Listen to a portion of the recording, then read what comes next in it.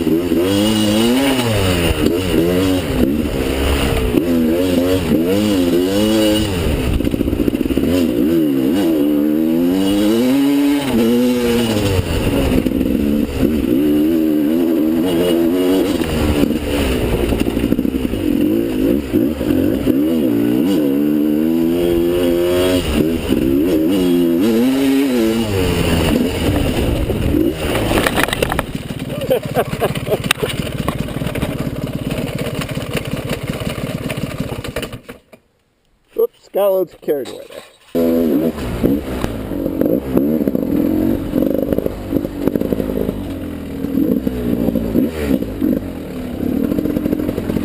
Where's my handguards?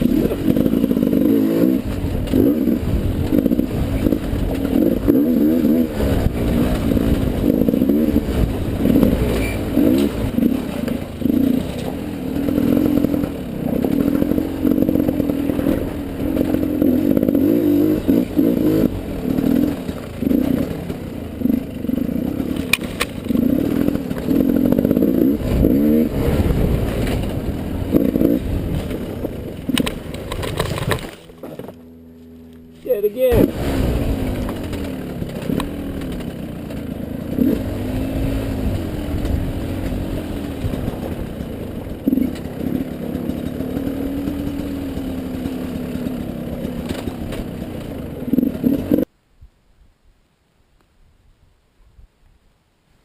All right, hey, welcome to Enduro 360. I'm your host, Chili White. Today it's Gas Day. We're saying goodbye to the 2012 Gas XC300. So I'm out here riding at McCain Valley, which is just a cool area. It's out clear out in south part of San Diego County. In fact, I can look right over there and see where we ride in Mexico. I can see Tecate right over there. So this is kind of like a miniature Tecate in the U.S.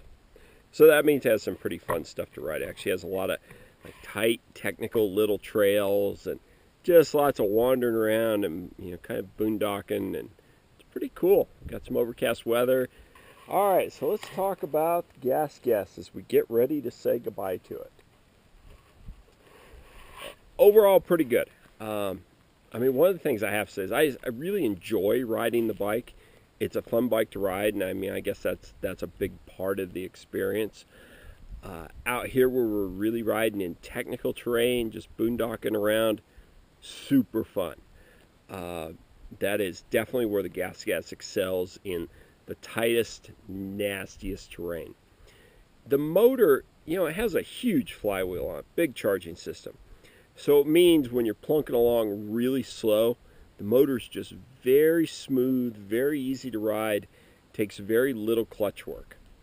Of course, the other side of that is when you want to go really fast, sometimes it feels like it takes a little bit of time to like spin up and get going. And there's times where this bike just doesn't feel like a real powerhouse either. A couple of big sandy hill climbs, you think, for a 300, maybe it should have just a little bit more. Haven't really had any problems with the bike. Actually, the only real mechanical we talked about when the very first day we got the bike was that it was leaking oil out the clutch cover side. We fixed that by putting the Recluse cover on there. We actually ran the Recluse EXP in the bike. We did that for the Gorman race. That thing was fantastic. Not that the bike really needs an auto clutch. I mean, if there was ever a bike that didn't need one, it was probably this gas. But still, that auto clutch works awfully well. It's awfully good for long, rough days of riding. So no other problems. The bike's really run flawless. Went through one set of tires, but we really haven't done anything on it. You know, one of the things I do kind of wish about the gas and that was a little bit better, and it's always been this way, is just when you start working on the chassis, there's things you look at and you go, yeah, how come they didn't fix this? Or how come they didn't make this a little easier to work on? For example, the two motor mounts, the one under the engine and one in front, it's darn near impossible for one person to tighten the motor mounts. It's a 12 on one side, a 15 on the other side, and on the opposite side where the 15 goes in, you can't hardly get in there with a wrench or a socket. So like one person kind of has to hold the wrench in there while somebody gets on the other side and works that. Same thing with the silencer. Now this is an all new bike, new subframe. The silencer is 2 bolts with nuts, and each one has 2 spacers. Not only that, the side cover goes on top of the silencer. The rear silencer bolt has to hold the side cover on. So it's a whole trick to figuring out how to put all those pieces together with just 2 hands. So, come on, gas. Those are things you really should have gotten on top of by now. But other than that, it actually does have lots of features that you expect on a European bike. All of the wheel assemblies, the axles, everything like that, just really easy to work with, has held up really well. So that's about it. Again, where this bike excels is trail riding. Out in this super nasty, gnarly terrain, it's just an absolute blast to ride.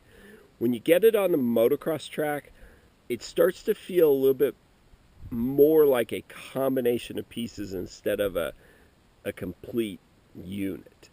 The suspension definitely is not as happy. I still haven't come to a really good setting for the fork. We did an oil change on it to make sure it had the correct oil level, and it probably came a little bit low from the factory. But even doing the change to the oil, the fork, it just rebounds. It doesn't have enough rebound dampening, so at times it's a little pogoey, and you can feel when the front end comes off the ground that it actually tops out. The wheel slaps down. So I definitely think the Marzocchi fork needs a little bit of attention. The shock axles are really good, but without the fork working well, the bike just never has a super good balance. And I'm sure we could have fixed that if we spent a little time with somebody who really had some experience with it. I noticed on the new 2013 models, they've talked about that they've changed the actual spec inside quite a bit. So it'll be interesting to see what that bike is like. All right, so that's about it. I'm going to get a little more riding in today, burn up this tank of gas before I have to drop this bike back off. So all good. That's our experience with 2012 Gas XC300. Thanks for tuning in, and we will see you soon.